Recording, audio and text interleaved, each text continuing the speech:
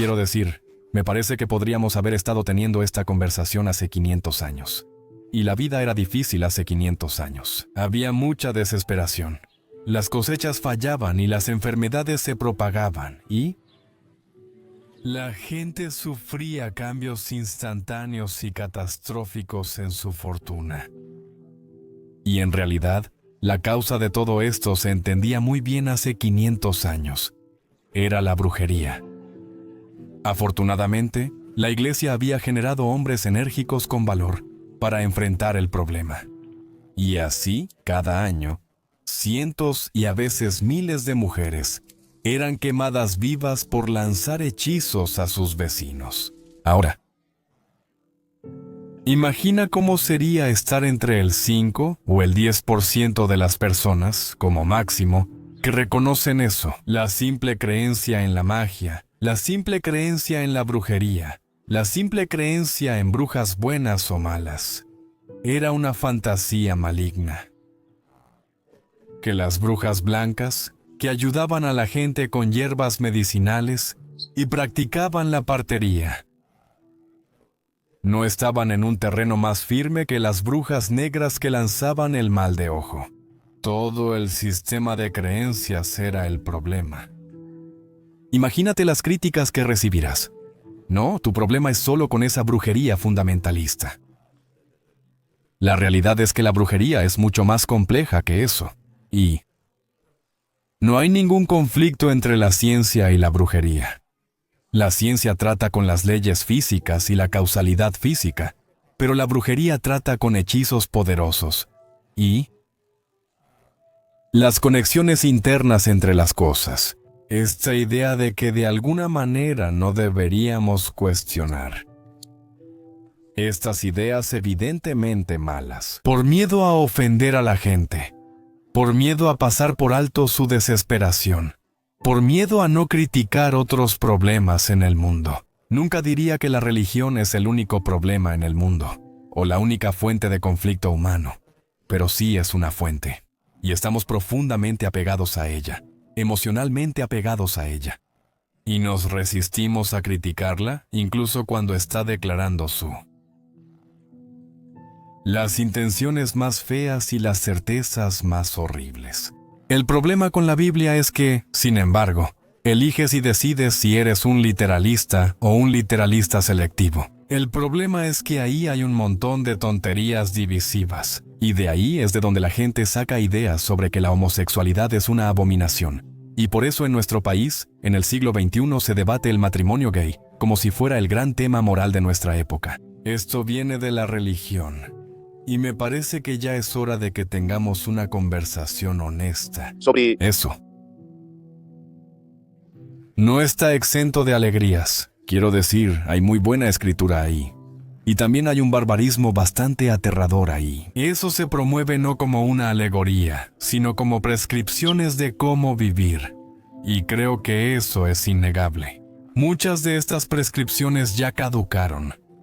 La Biblia, en general, nos indica que debemos tener y mantener esclavos. Ahora, esto es una vergüenza, creo que una vergüenza bastante fatal para cualquiera que diga que la Biblia es el mejor libro de sabiduría moral que la humanidad haya tenido. No es el mejor libro porque se equivoca en la cuestión de la esclavitud. La esclavitud es quizá el problema moral más sencillo y uno de los más trascendentales que hemos enfrentado como civilización. Pero el punto básico aquí, para mí, que es tan preocupante, es que la mayoría de las personas religiosas están haciendo esta afirmación. La mayoría de las veces dicen que uno de sus libros no es un libro común. Uno de sus libros es un libro mágico. Parece que se cree que el contenido de la Biblia o el contenido del Corán es tan impecable, tan proféticos respecto a nuestras necesidades como especie, que no pudieron haber sido escritos por seres humanos. Esto es claramente absurdo. Cuando lees los libros, solo compara por un momento. Otro proyecto humano, Isaac Newton, se aisló en el año 1665 para escapar de la peste. Pasó 18 meses trabajando en su ático, y al final de ese tiempo, había inventado el cálculo, había inventado el campo de la óptica, había descubierto la ley universal de la gravitación y las leyes del movimiento. Y salió y lo presentó.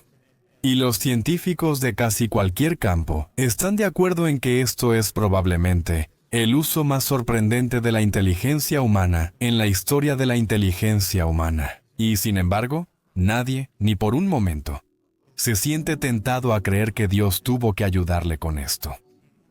Esto no fue bajo el dictado del Espíritu Santo. De hecho, sabemos que Newton era un hombre completamente desagradable, megalomaníaco y neurótico, y hemos superado sus ideas en un grado significativo. Pero tomó 200 años de ingenio de algunas de las personas más inteligentes para lograrlo. Lo digo bastante seguido. Podríamos mejorar la Biblia en 5 segundos. Y eso es problemático para la afirmación de que es el mejor libro, realmente, sobre cualquier tema. Nunca, ni por un momento, he creído ni he argumentado que todas las cosas malas, todo conflicto, provienen de la religión. Ni siquiera sé si la mayoría lo hace. Creo que probablemente la mayoría de las guerras se han peleado por razones distintas a la ideología religiosa. Pero el problema más grande es el dogmatismo. El problema más grande es creer sin suficiente evidencia. Una creencia que es intrínsecamente divisiva, porque es inmune a la crítica, es inmune a las pruebas normales de una conversación, a las pruebas de razonabilidad. Estas creencias nos dividen en comunidades morales separadas, cristianos contra musulmanes, judíos, negros contra blancos, o una nación contra otra. Basado en el nacionalismo, creo que el nacionalismo puede ser increíblemente corrosivo para todo lo que queremos fomentar en la civilización. El dogmatismo y la ideología inmunes a la crítica son un problema. El problema, sin embargo, es que solo en la religión ponemos un barniz de santidad sobre el dogmatismo, y lo llamamos fe. Llámalo así, y una vez que se le llama fe, se convierte en una parte aparentemente necesaria, redentora y valiosa de la experiencia humana. No creo que lo sea, y creo que podemos tener nuestra ética y nuestra experiencia espiritual. De hecho, incluso convertirnos en místicos, sin nunca suponer nada sin pruebas suficientes, y sin nunca mentirnos a nosotros mismos ni a otros seres humanos sobre lo que sabemos que es verdad. Una de mis mayores preocupaciones. Critico el Islam. Una de las primeras cosas que digo es que nadie está sufriendo bajo el Islam. Más que los musulmanes, quiero decir. Y ciertamente nadie está sufriendo más que las mujeres musulmanas. Y así para ofuscar. Llamar racista a criticar esta fe que tiene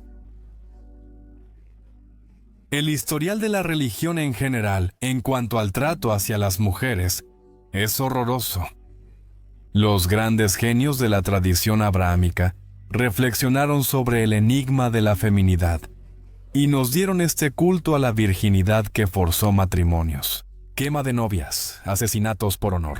O sea, es el caso de Ayaan Hirsi Ali, una somalí que fue parlamentaria en Holanda y hoy es, quizá, una de las personas más perseguidas del mundo. Por su crítica al Islam, la idea de que ella tenga que enfrentarse a críticas multiculturalistas por su supuesta insensibilidad hacia el Islam. Y esta es una mujer que ha sido circuncidada es solo un eufemismo. Perseguida, su colaborador fue asesinado brutalmente en la calle en Ámsterdam.